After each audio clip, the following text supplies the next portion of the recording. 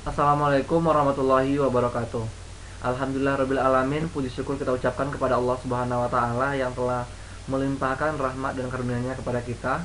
Selanjutnya salawat dan salam mari sama-sama kita hadiahkan buat baginda kita yang inginnya Nabi Muhammad sallallahu alaihi wasallam. Sebelumnya saya mengucapkan terima kasih kepada pembimbing, yaitunya Bapak Dr. Amali Putra MPD yang telah membimbing saya sampai ke titik ini. Adapun judul penelitian yang saya dapatkan yaitunya analisis pemahaman konsep dan sikap siswa terhadap belajar fisika pada materi suhu dan kalor kelas 11 SMA di Kota Padang. Nah, latar belakang yang saya dapatkan yaitunya adanya harapan pemerintah untuk mencapai tujuan pendidikan nasional, yaitunya mencerdaskan kehidupan bangsa.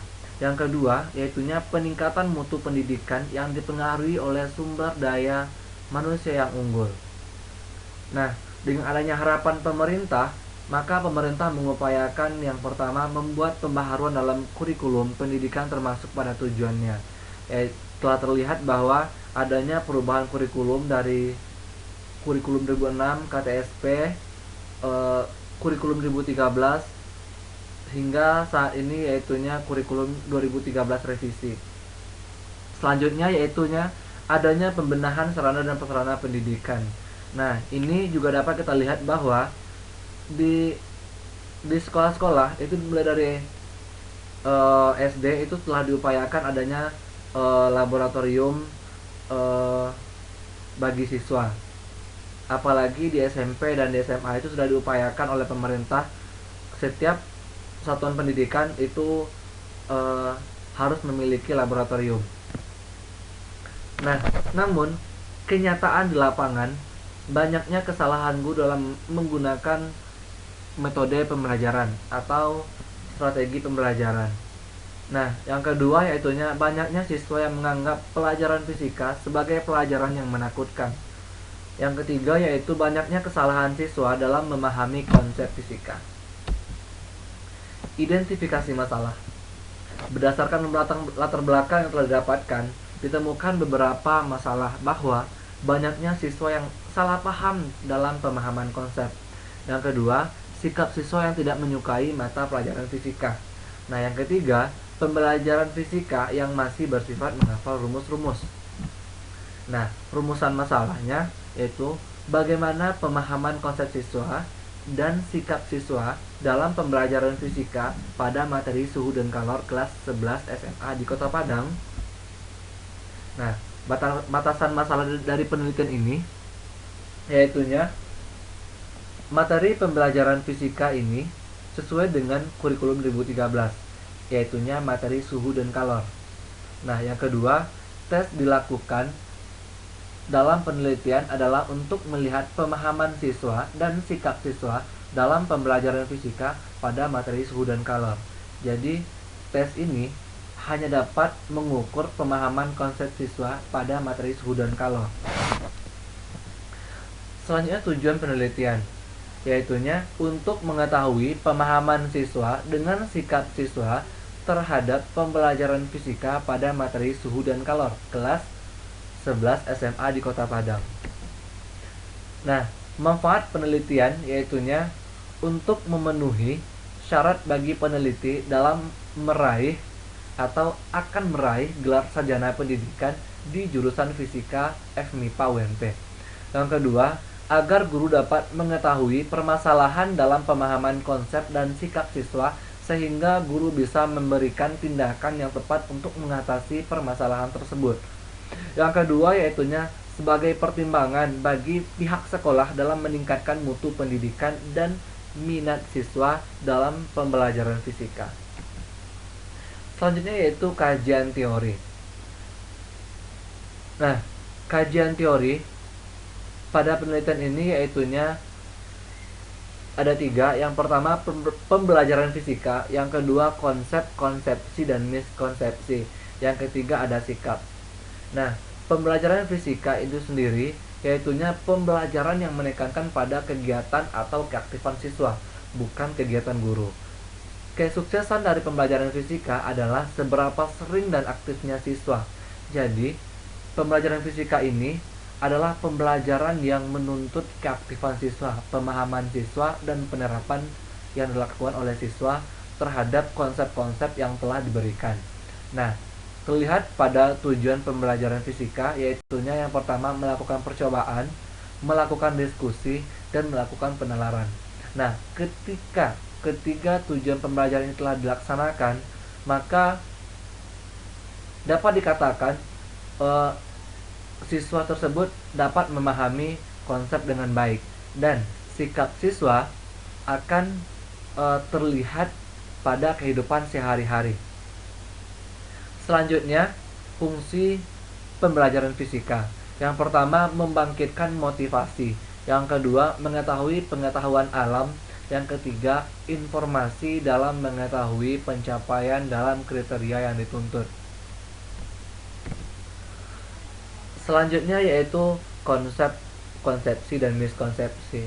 Nah, untuk konsep sendiri yaitunya rancangan atau abstraksi yang diperoleh dari peristiwa, fakta, proses, atau fenomena yang menggambarkan karakteristik dari suatu objek atau peristiwa sehingga kita dapat membedakan kelompok satu dengan kelompok lainnya.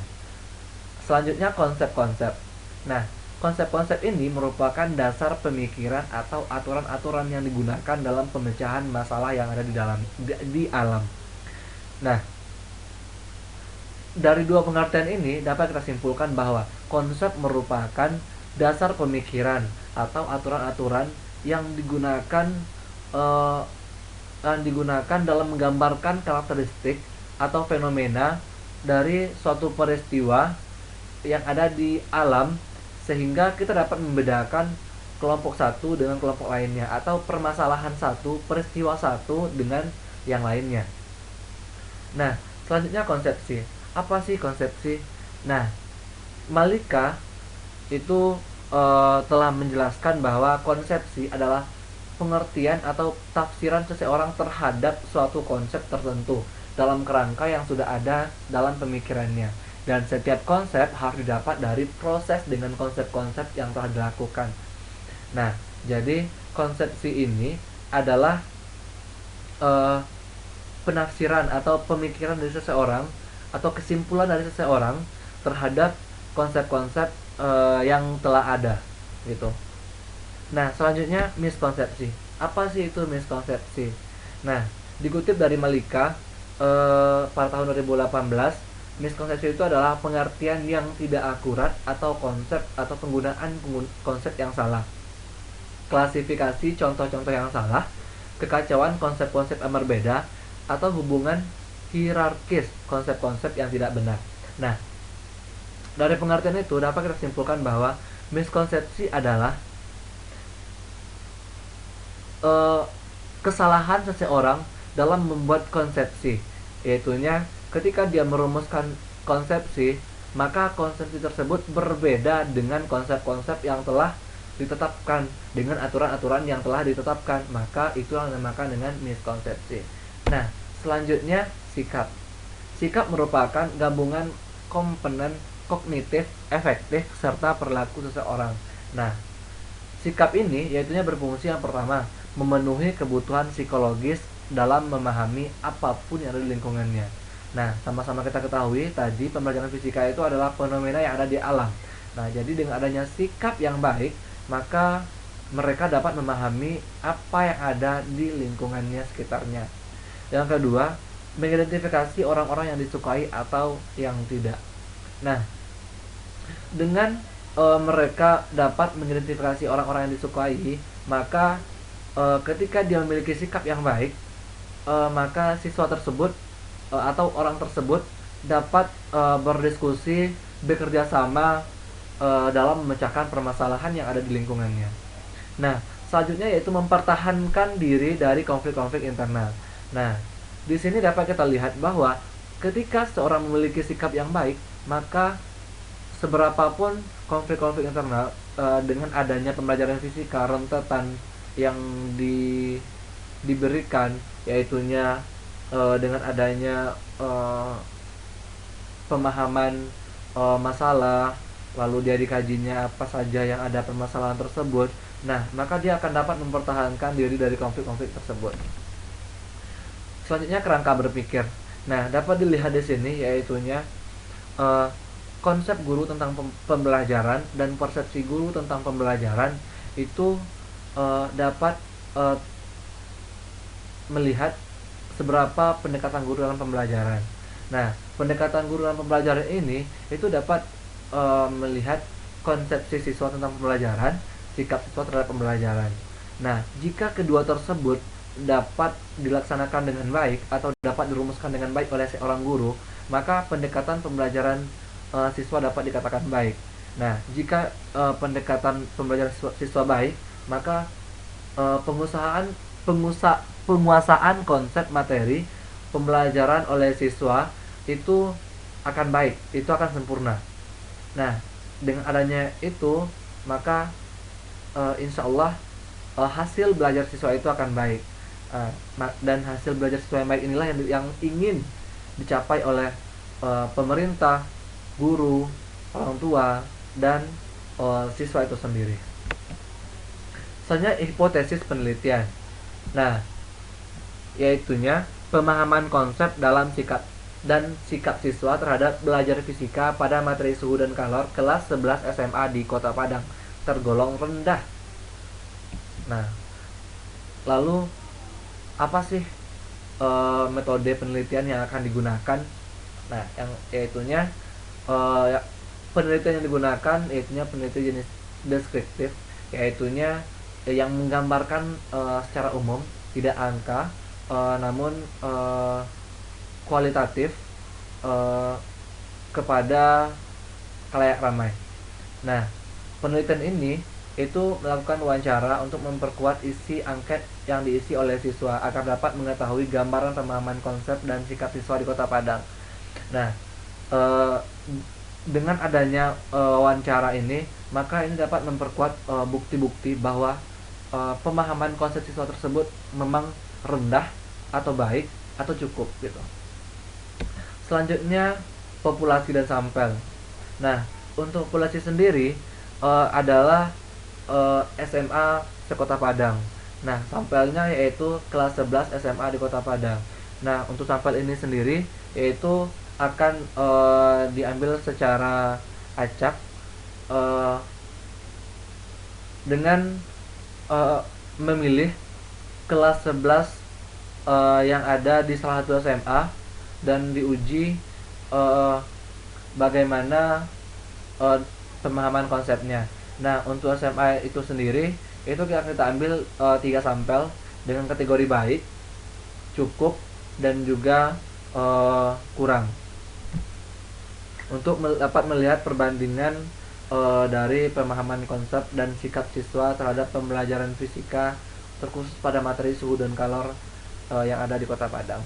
Itu dapat mewakili populasi atau SMA yang ada di Kota Padang. Nah, selanjutnya metode penelitian jenis pada prosedur penelitian. Nah, yang pertama yaitu tahap persiapan, itu sama dengan penelitian lainnya, yaitu mempersiapkan instrumen dan lain sebagainya. Yang keduanya tahap pelaksanaan, ini saat penelitian. Nah, yang ketiga yaitu tahap penyelesaian, ini pengumpulan data dan publikasi. Selanjutnya yaitunya instrumen penelitian.